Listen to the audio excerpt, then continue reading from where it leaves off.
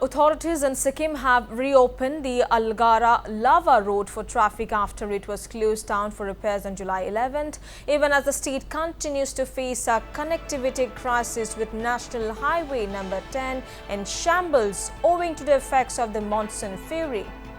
Authorities have diverted traffic for Siliguri via the Algara Lava Road and Gurbathan Road, and this comes as a sigh of relief as the alternate road has been opened even as the main lifeline of Sikkim. The National Highway 10 remains closed as these roads were damaged at several portions. Meanwhile, authorities have advised for the plying of light vehicles on the road, which have been opened up for traffic. And joining me over the broadcast is our correspondent Prakash Adhikari from Sikkim. Well, Prakash, alternate roads को खोल दिया गया है, अलगारा लावा road फिर से खुल गया है, कितना असर पड़ेगा इससे रोज, ये क्या आप बता पाएंगे?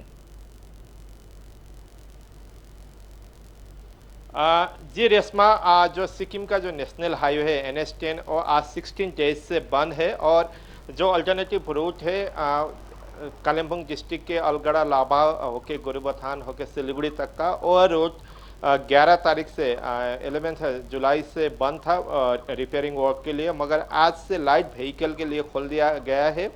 तो लाइट व्हीकल के लिए खोलने की वजह से जो पैसेंजर है उन लोगों को लिए तो अभी आसान हो गया, मगर जो यहाँ के लिए एसेंशियल कम्युनिटीज़ लाने के लिए या ट्रक है या अन्य हैवी व्हीकल है वो उसके लिए अभी भी कठिन है।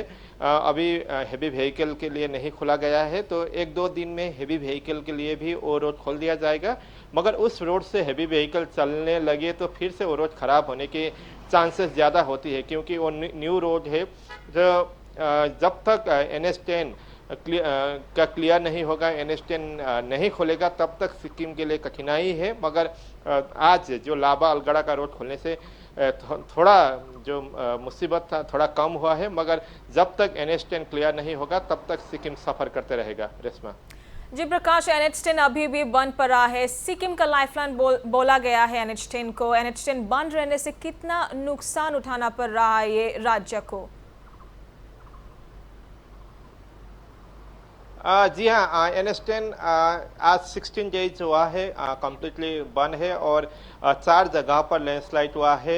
एडमिनिस्ट्रेशन की ओर से 3-4 दिन पहले 10 दिन के अंदर क्लियर होने की बात कही गई थी, मगर फिर से एक पर्सन 29 माइल के सामने फिर से वॉश्ड अवे होने की वजह से वहाँ भी बड़ा लैंडस्लाइड हुआ है, तो और खोलने में और समय लग सकता है। मगर कल और आज इतना ज़्यादा बारिश नहीं हुआ, उसकी वजह से थोड़ा काम आगे बढ़ रहा है, मगर फिर से बारिश हुआ तो NH10 खोलने में और समय लग सकता है।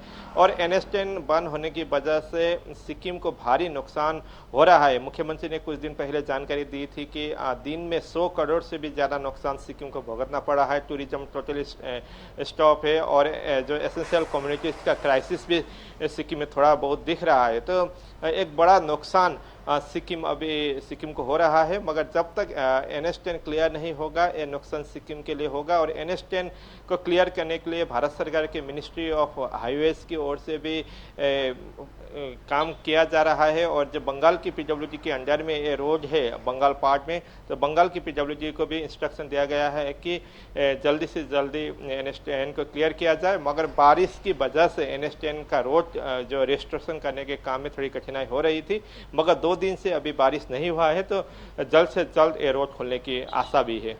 रश्मा जी प्रकाश, कहा गया है कि हाईवेज बंद रहने की वजह से खाने का सामान और बाकी सामग्री में शॉर्टेज हो सकता है। फिलहाल कैसा हालत है स्टेट में? Are there enough food stock in Sikkim? Food का क्राइसिस तो सिक्किम में अभी इतना ज़्यादा नहीं दिख रहा है, मगर साउथ सिक्किम का जो FCI का गोदाम है और उसमें थोड़ा प्रॉब्लम है, उसमें एसेंशियल कम्युनिटीज़ में, और जो लाचेन में अभी भी वहाँ नहीं पहुँच पा रहा है रोड कनेक्टिविटी। मगर जो प्राइस हाइक हुआ है सिक्किम में, सामान का दाम इतना बढ़ चुका है कि जो सिलीगुड़ी में जिस सामान को 10 रुपये में मिलता है उस सामान अभी सिक्किम में 60-70 रुपये तक पहुंच गया है। तो हाईवे बंद होने की वजह से एसेंशियल कम्युनिटीज़ का इतना बड़ा क्राइसिस तो नहीं दिख रहा है, मगर जो प्राइस हाइक एक बहुत बड़ा इशू हुआ है और प्राइस हाइक की वजह से लोगों को बहुत सारी कठिनाई झेलना पड़ा है। जी बहुत बहुत धन्यवाद प्रकाश हमसे जुड़ने के लिए।